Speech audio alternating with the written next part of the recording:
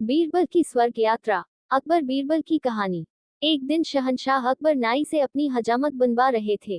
तभी वह नाई शहंशाह अकबर की तारीफ करने लगता है। नाई जहां पनाह, आप अपनी सल्तनत में सबका ख्याल रखते हैं, बच्चे बड़े गरीब लाचार आदि सबका। अकबर शुक्रिया। नाई लेकिन जहां पनाह। अकबर लेकिन लेकिन क्या क्या हम किसी को भूल रहे हैं जिसकी हम देखभाल नहीं करते हैं। नाई जहां पनाह, गुस्ताखी माफ करें, क्या कभी आपने बड़े बूढ़ों यानी कभी अपने पूर्वजों के बारे में सोचा है जो दुनिया छोड़कर स्वर्ग चले गए हैं।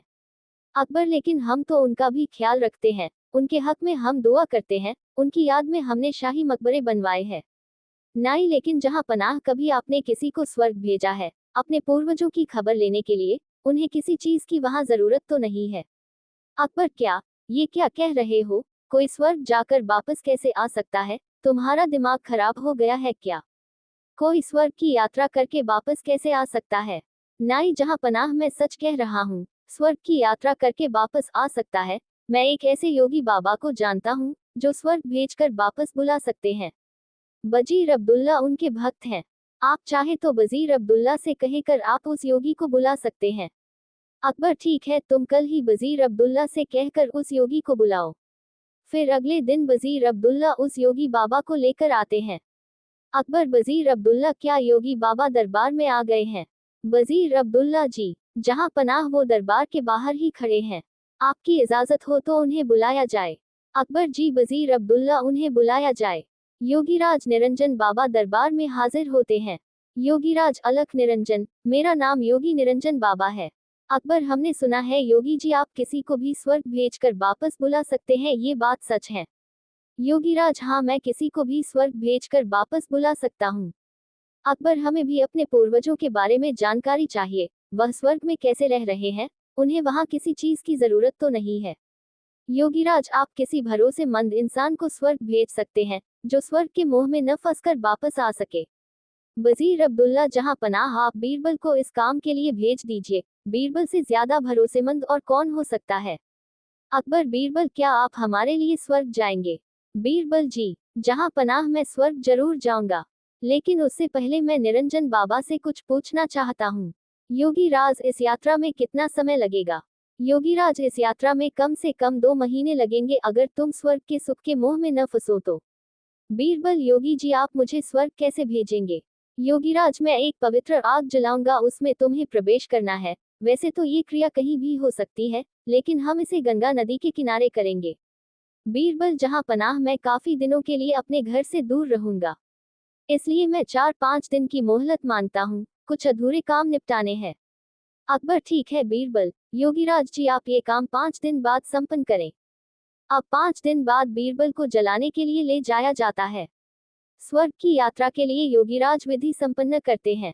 वह एक चिता पर फूल और कुछ सामग्री डालते हैं और बीरबल के माथे पर तिलक करते हैं और चित हो जाने को कहते हैं। बीरबल, अलविदा जहां पनाह। अकबर, हमें आपकी बहुत याद आएगी, आप जल्दी लौटने की कोशिश करना। बीरबल जी, जहां पनाह, मैं जल्दी लौट कर आऊंगा। और फिर 2 महीने गुजर जाते हैं। शहंशाह अकबर बहुत चिंतित हो जाते हैं। अकबर, हमें बीरबल की बहुत याद आ रही है। 2 महीने गुजर चुके पर बीरबल अभी तक नहीं लौटे, हमें बहुत चिंता हो रही है। योगीराज का क्या कहना है, कब तक बीरबल लौट आएंगे। वजीर अब्दुल्ला, जहां पनाह, योगी बाबा ये भी तो कह रहे थे हो सकता है बीरबल को स्वर्ग के सुख बहुत भा गए हों और वह उन्हें छोड़कर न आना चाहे। अकबर, नहीं, ऐसा कभी नहीं हो सकता है। बीरबल ऐसा कभी नहीं कर सकते हैं, उन पर हमें पूरा भरोसा है। उसी वक्त वहां पर बीरबल आते हैं। उनके लंबे लंबे बाल होते हैं, लंबी सी दाढ़ी। अकबर उन्हें देखकर बहुत खुश होते हैं। अकबर, खुशामदीद खुशामदीद, हमें आपको देखकर बहुत खुशी हुई, और बताइए स्वर्ग में हमारे पूर्वज कैसे हैं, उन्हें किसी चीज की वहां जरूरत तो नहीं है। बीरबल, नहीं, जहां पनाह, उन्हें किसी भी चीज की जरूरत नहीं है, वे वहां बहुत खुश हैं। अकबर, लेकिन बीरबल आपने ये बाल इतने क्यों बढ़ा लिए हैं। बीरबल, जहां पनाह, मेरे ही नहीं वहां पर सभी के बाल बहुत लंबे हैं। वहां पर कोई नाई नहीं है बाल काटने के लिए, इसलिए उन सभी ने यहाँ पर जो नाई है उसे बुलाने के लिए कहा है ताकि वो वहां सबके बाल काट सके। अकबर, हाँ हाँ, क्यों नहीं, हम अभी अपने नाई को वहां भेज रहे हैं। योगीराज, और वह नाई अभी यहीं पर है, वो इस वक्त हमारे मेहमान बनकर रह रहे हैं।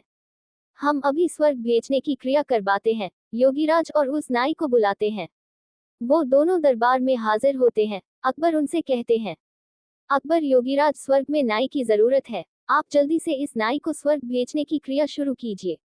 नाई अपने घुटनों पर गिरकर, जहां पनाह, मुझे माफ कर दीजिए, मुझसे ये सब वजीर अब्दुल्ला ने करवाया था।